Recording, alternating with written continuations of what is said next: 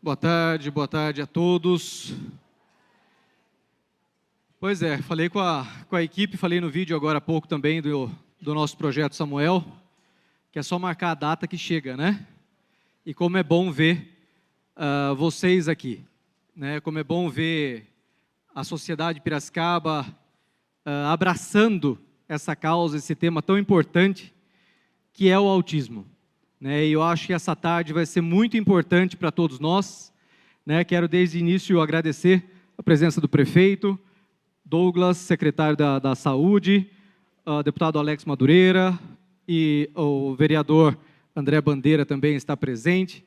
Então, tenho certeza que essa tarde mostra para Piracicaba que nós temos bastante coisa para fazer e nós vamos ter um momento de bate-papo aí a respeito do que pode ser feito, do que o Projeto Samuel gostaria de fazer na cidade, do que a nossa igreja está abrindo espaço para que a gente possa fazer, e claro, todos os profissionais, todos os envolvidos, pais, familiares, professores, tudo o que a gente pode fazer aí com relação a esse tema e para as nossas crianças, ok? Eu vou pedir para a mídia colocar a primeira tela para mim. A minha fala vai ser muito breve, mas eu não vou falar sobre técnica a respeito de autismo. Eu só vou falar um pouquinho do meu papel como pai, E acredito, só para eu saber, quem são pais de crianças autistas? Levanta a mão para mim, por favor. Que bom tê-los aqui. TDAH, TOD, TDL, todos pais, por favor, de neurodivergentes, Que é o termo aí. Professores. Quem são professores? Quem estava aqui na primeira palestra o ano passado, por favor? E são professores também? Tá. É por causa de vocês que o nosso projeto tomou o tamanho que tomou. É por causa de vocês que para esse evento nós tivemos 600 inscrições. É por causa de vocês, professores, que a mídia, Jornal de Piracicaba, TV Ativa, vários outros jornais, Rádio Jovem Pan, deu visibilidade ao nosso projeto. Eu vou pedir para que todos aqui deem uma salva de palmas para os professores, porque é um orgulho saber que Piracicaba conta com professores que se importam, sim, com a inclusão, que se importam, sim, com as crianças que vocês estão cuidando para a gente, para nós, pais, dentro das nossas escolas. Aqui, quando eu falo de líder, sempre que a gente fala de líder, a gente pensa em empresa, em corporação, em algumas coisas assim. Mas me veio, esses dias, esse tema de líder, após uma pregação do nosso pastor, ele estava falando sobre Neemias aqui na igreja, e a todo momento, durante a pregação dele, me vinha o momento de Davi na caverna de Adulão, quando ele foge com a família dele, e ele se esconde nessa caverna de Adulão. E eu fiz uma analogia mais ou menos com o que acontece quando a gente pega os nossos filhos e nós nos escondemos da sociedade para que os nossos filhos não sofram. Naquele momento, homens que eram rejeitados pela sociedade foram atrás de Davi e compuseram com ele um exército e pediram para que Davi reinasse sobre ele, fosse líder sobre ele. Logo depois, me corrijam se eu estiver errado, é um absurdo que eu estou fazendo, pregar, falar alguma coisa da palavra de Deus na frente de homens tão conhecedores da palavra, mas rei Saul morre e o povo, o exército de Israel vem atrás de Davi e pede para que ele governe, para que ele seja rei de Israel. E naquele momento, quem eram os homens que iam assumir o exército? Os 400 homens rejeitados pela sociedade, treinados por Davi, assumem o exército e daí sim assumem o reinado junto com Davi. Para nós, para mim como pai, esse papel de líder, esqueçam a primeira frase ali, mas o indivíduo que exerce influência no comportamento ou no modo de pensar de alguém. O que será que nós, como pais, estamos falando para os nossos filhos neurodivergentes a respeito da capacidade deles. Qual será que é o papel de vocês, professores, dentro da sala de aula? Qual o poder que vocês têm na vida dessas crianças, do futuro dessas crianças? Eu vou passar um vídeo onde um homem fala um pouquinho para os professores do poder que vocês têm na mão com relação à vida de uma pessoa. Por favor, Rafa. Escolas de Belém. Imagina como deveria ser essa criança para ser expulsa de 2 colégios aos 5 anos de idade. Mas isso não é ficção. Aconteceu de fato, gente. Fiquei sabendo que o moleque, sim, era um homenzinho, já tinha vindo expulso de uma outra escola por ter quebrado, sem querer, a cabeça de um coleguinha. Depois de 3 meses na nova escola, a diretoria chamou a família e entregou a criança. Não conseguimos lidar com ele. Vocês devem ter ficado curiosos para saber o que ele fez para ser expulso pela segunda vez. No recreio, o moleque subia em árvores e se escondia, fazendo todo mundo no colégio ficar desesperado à procura dele. As aulas paravam por causa disso.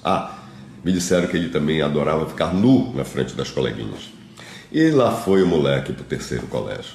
Aos 5 anos de idade, a ponto de pedir música no Fantástico, se fosse expulso de novo. Mãe e pai já estavam decididos que, depois dessa nova tentativa, se não desse certo, iriam colocar o moleque num colégio interno e falaram isso para ele. E eu fico imaginando o pânico dessa criança. Colégio interno, vou ficar longe do meu pai, vou ficar longe da minha mãe, vou ficar longe dos meus irmãos. E lá foi o Pestinha para o primeiro dia de aula no 3º colégio. Na famosa alfabetização, aquela criaturinha difícil foi recebida por uma professora em início de carreira. Foi amor à primeira vista. Alguma coisa na intuição daquela professora dizia que aquela criança merecia um tratamento diferente. Não especial, mas diferente. Ela, então, acolheu o moleque com empatia, compaixão e principalmente com um olhar não julgador.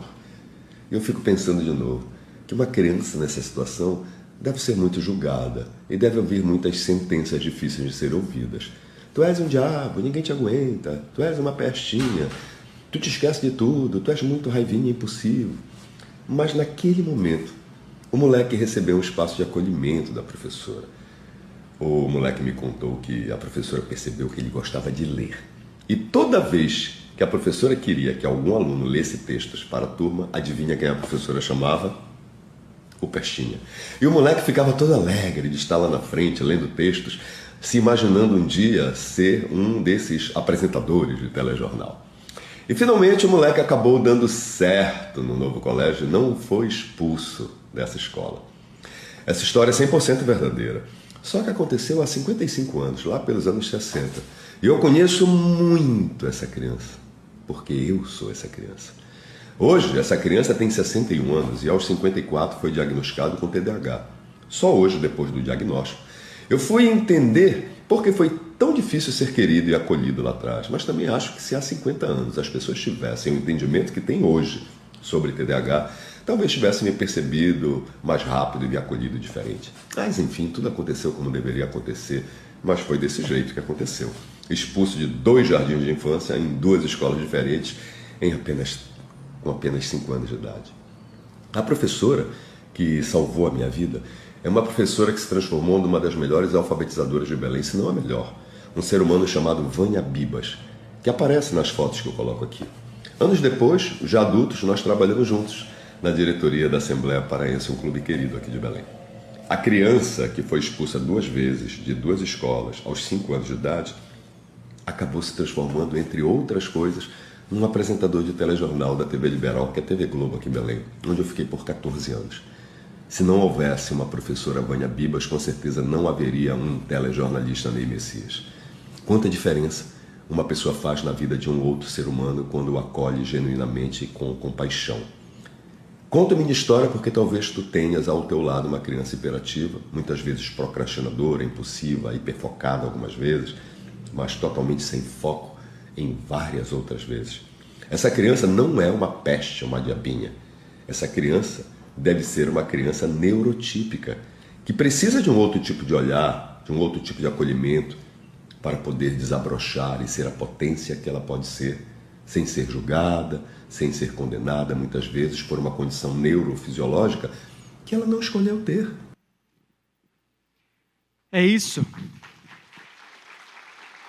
São essas preciosidades que estão na sala de aula junto com vocês. E cabe a vocês, professores, estimularem essas crianças.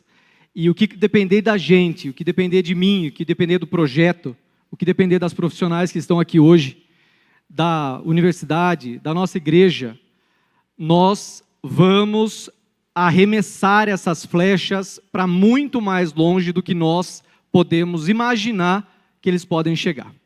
Tá? E agora eu vou passar um segundo vídeo falando para nós, pais, o que será que um autista pode na vida dele? O que será que as dificuldades que ele tem hoje como criança podem se transformar no futuro? Assistam mais esse vídeo, por favor.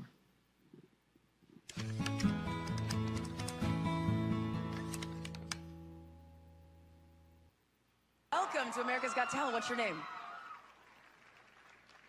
I'm Cody. Hi, Cody. I'm Cody D. How old are you? I am 22 years old. Yeah. Who are you, miss? Who are you? I'm Mom. Oh, I'm hi, Tina Mom. Lee. Hi, Tina. How are you? What are you going to do here for us today?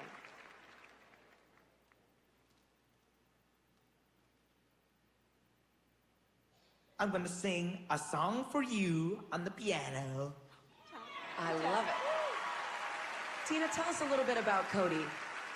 Cody is blind and autistic. Wow.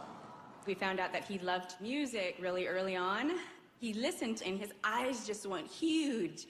And he started singing. And that's when I was in tears, because that's when I realized, oh my gosh, he's an entertainer. So, yeah. Go on, Cody. Go on.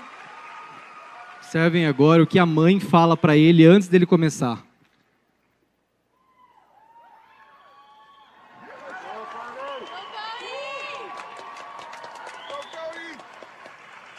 This is your time, okay? There's gonna be like 20 film cameras on you. Ready? Yeah.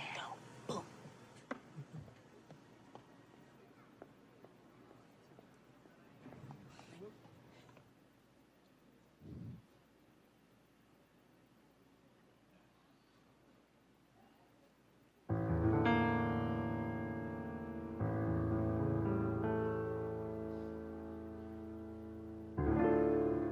I've been to so many places in my life and time.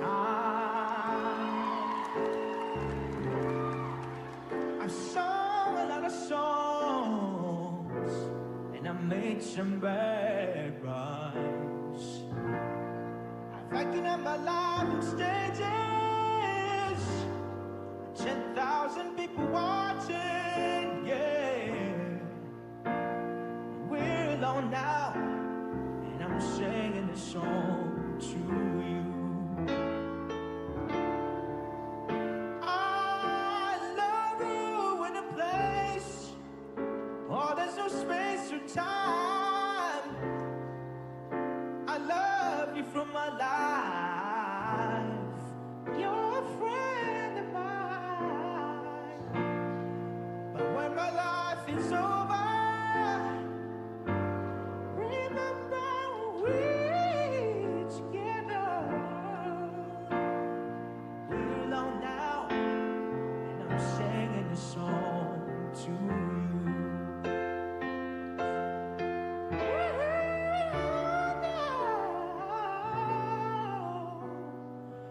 And I'm singing a song to you.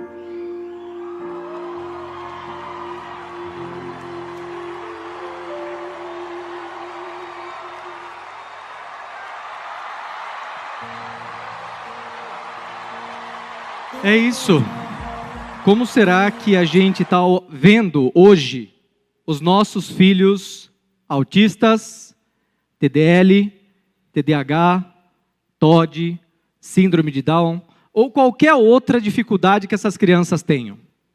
Quando essa mãe chega para ele e fala, é a sua hora, tem 20 câmeras miradas em você, ela sabia que esse vídeo ia correr o mundo inteiro. Se fosse uma mãe que olhava só para a dificuldade do seu filho, muito possivelmente, hoje ele não teria ganho esse campeonato, esse concurso, e se tornado muito famoso aí no mundo todo. Então, por favor, pais, professores, profissionais, autoridades da nossa cidade, do nosso estado, não desistam das nossas crianças, pelo amor de Deus e pelo amor que nós temos ao nosso país.